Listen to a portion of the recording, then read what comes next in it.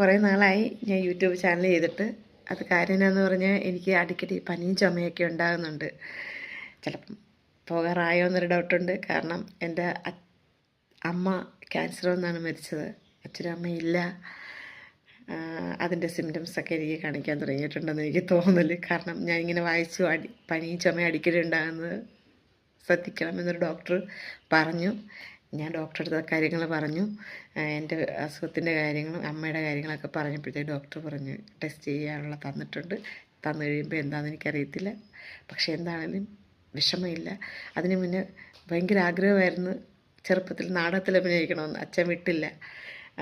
പകരം എന്നെ പാട്ട് പഠിപ്പിക്കാൻ കൊണ്ട് ചേർത്ത്. പക്ഷെ അപ്പുറത്ത് ഡാൻസ് ചെയ്യുന്ന പിള്ളേരെ കണ്ടപ്പം എനിക്ക് സഹിക്കാൻ പറ്റിയില്ല. ഭയങ്കര ഡാൻസറാകണമെന്ന് ഭയങ്കര ആഗ്രഹമായിരുന്നു. അത് സാധിച്ചില്ല. പിന്നെ അച്ഛൻ ഇഷ്ടമായില്ലായിരുന്നു കേട്ടോ. അച്ഛൻ എന്താണെന്നറിയത്തില്ല. അച്ഛൻ്റെ ആൾക്കാരെല്ലാം